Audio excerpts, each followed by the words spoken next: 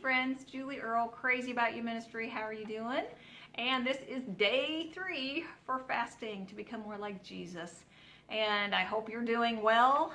I am hanging in there. I've had worse fasts, I've had better fasts. This one's not bad. So it depends. Sometimes you'll have a harder one and sometimes an easier one.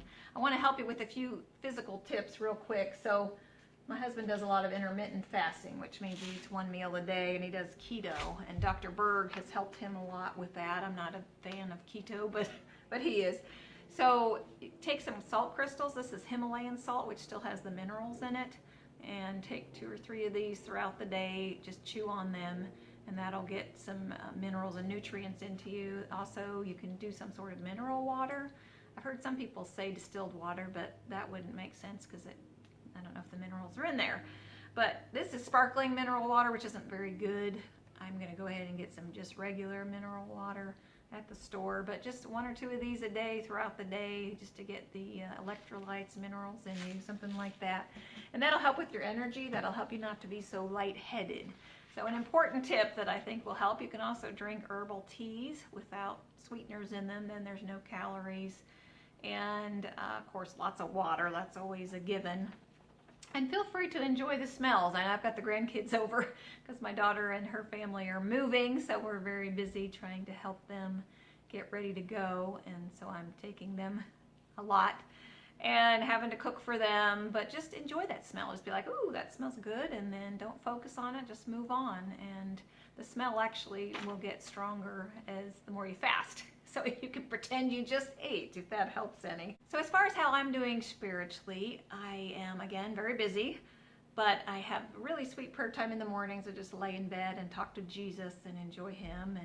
And then I was too busy to sit and read the Word because the kids were up, so I listened to the Word on my phone. YouVersion is a great online Bible, and just soaked that while I was coloring the roots of my hair to hide my gray.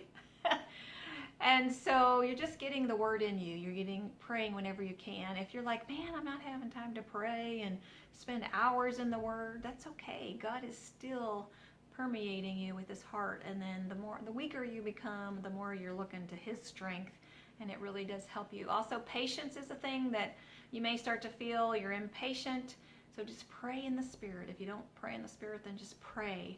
And anytime you start to get tempted to be impatient, just pray and say, okay, God, change me from the inside out, because your flesh is going to be a little more edgy.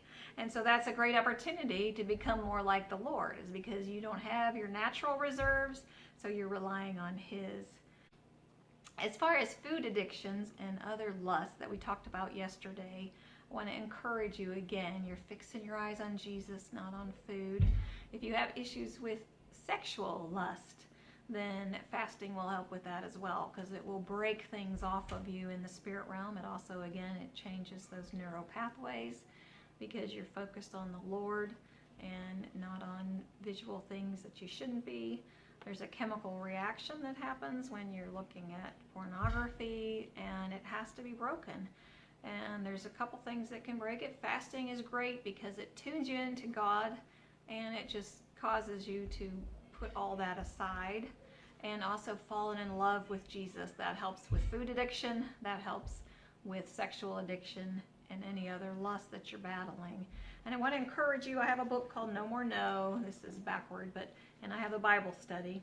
And in the book, I talk about a whole chapter on how to fall in love with Jesus. On page 174, I have 14 tips that talk about how to fall in love, because when you fall in love with Jesus, that helps you to share Jesus more, because fear is broken. That helps you to break addiction, and it just gives you a lot of joy. So the first tip, number 1, picture Jesus. So wherever you're at, you're picturing him beside you, you're picturing him in the kitchen, you're picturing him in the car.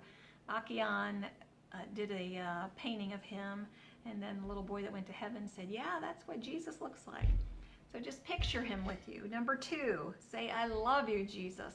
So when you get up in the morning, I love you, Jesus. When you're going to work, I love you, Jesus. When you're out and about, whatever you're doing, I love you, Jesus, throughout the day. And then Number 3 is share two-way conversations. So you say, I love you, Jesus, and then he says it back to you. And then let him speak to your thoughts. That's why you've got God inside of you when you're a Christian, and he will speak to your thoughts. Number 4, write down his words to you. So just sit down with a piece of paper or a typewriter, whatever, or a laptop, and just let him speak to you. I love you, Julie. Thank you for all you're doing. I love you, Frank. God bless you. Thanks for growing in this area. I know you're struggling, but I'm working with you.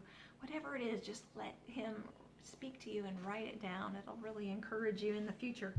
And then the 5th one is immerse yourself in the Bible. That one's huge. Again, listen when you're in the car, listen wherever you are. Just soak the word, and then spend time in the morning in the word, reading and meditating, and if you can get a hold of some scriptures to just read, that helps too. So God bless you. We're just all going to fall in love with Jesus. We're going to become more like him, and God's going to use you powerfully in so many ways. So hang in there. We can do this.